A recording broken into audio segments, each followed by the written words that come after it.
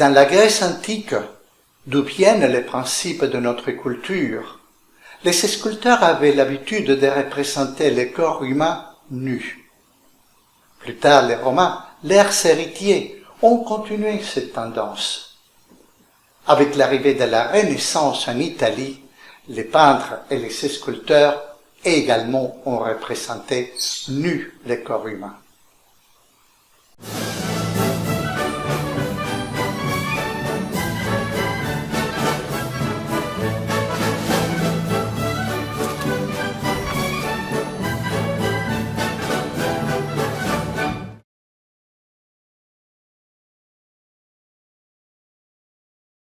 De nos jours, lorsqu'en principe nous sommes plus avancés, il y a des personnes qui sont terriblement offensées par une image nue.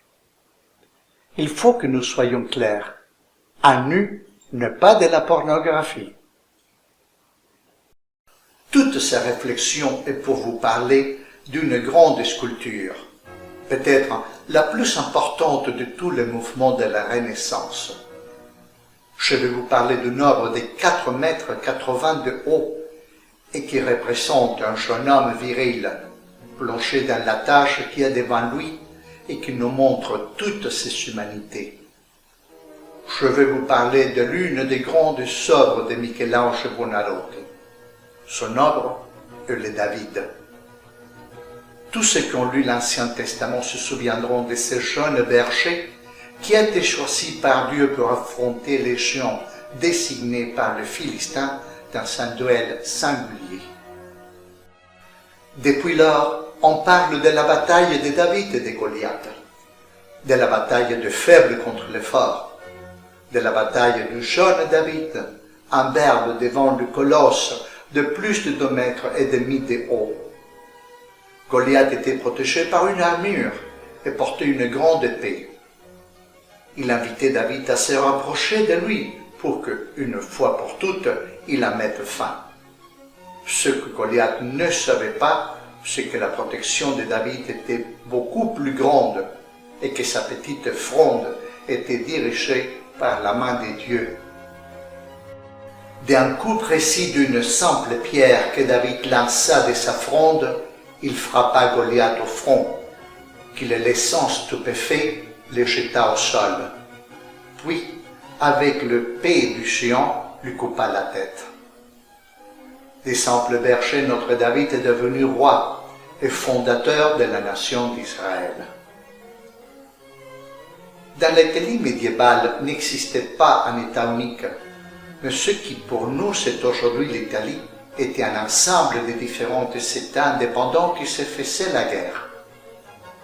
Florence était une belle cité d'État qui s'était enrichie dans le commerce de la laine et des banques. La République est proclamée. Cosme de Médicis était le patriarche fondateur d'une famille qui, grâce à la banque, a créé une position importante dans l'histoire, et pas seulement dans l'histoire florentine. Des papes et des reines sont sortis de cette famille. En tant que personnage puissant de la Renaissance et amateur d'art, ce qui était positif chez les Médicis, c'était qu'ils étaient des promoteurs des arts. Non seulement ils étaient des grands collectionneurs, mais qu'ils étaient aussi les mécènes du grand nombre d'artistes qui, comme dans une ruche, fleurissaient dans cette Florence, capitale mondiale de la Renaissance et des arts. Même ceux qui n'étaient pas de la ville venaient ici. Florence était l'endroit idéal. D'un village proche de cette magnifique ville était l'artiste qui nous concerne aujourd'hui, Michel-Ange. Il avait déjà créé de belles œuvres telles que la Pietà que l'on peut voir au Vatican, la magnifique sculpture de Moïse que l'on peut voir dans l'église de San Pietro in Vincoli viendrait plus tard, et en peinture, car il toucha aussi à la peinture, on s'émerveille des fresques de la chapelle Sistine du Vatican. Une immense pièce de marbre était arrivé 60 ans plus tôt de la lointaine Carrare, sur laquelle deux autres sculpteurs importants avaient déjà commencé à travailler, et qui, étant donné la complexité de la tâche ou la manque de pureté du marbre, avaient abandonné leur travail. Les responsables de la réalisation de la cathédrale de Florence, Santa Maria dei Fiori, voulaient que ces grands blocs de marbre servent à créer les sculptures d'un prophète qui viendrait orner la façade de la cathédrale dans l'une de ses niches. Michel-Ange, qui était encore jeune, a postulé pour la tâche. Le grand morceau de marbre qui reposait horizontalement a été surélevé. Il a été entouré d'une grande clôture en bois pour que les gens ne puissent pas voir l'avancement des travaux. Et après 3 ans de travail intense, Michel-Ange a terminé son œuvre. En fait, son travail fut présenté au public le 23 juin 1563, jour de la Saint Jean-Baptiste, patron de la ville de Florence. Bientôt, les commanditaires se sont rendus compte que la cathédrale n'était pas le lieu approprié pour exposer cette œuvre, et les raisons étaient deux. Sa taille colossale rendait techniquement difficile de placer la nouvelle sculpture dans la niche qui lui avait été assignée, et sa nudité n'était pas appropriée pour une cathédrale. Un groupe d'artistes des plus sélects de la Renaissance florentine s'est réuni. Léonard da Vinci, Filippo Lippi, Sandro Botticelli, le Péruchin, et a décidé que le David serait placé à l'intérieur d'une des galeries publiques de la ville, la Loggia della Signoria. Mais Michel-Ange voulait une place d'honneur. Il voulait qu'elle soit posée sur un piédestal où une œuvre de Donatello se trouvait déjà, devant le Palazzo Vecchio, sous la Piazza della Signoria. L'assistance était si grande que l'artiste a atteint son objectif. Les vicissitudes de l'histoire de Florence ont causé des dommages au David à plus d'une occasion, et en 1871, il a été décidé que le David serait placé à l'intérieur de la Galleria dell'Accademia et qu'une réplique serait laissée sur la place.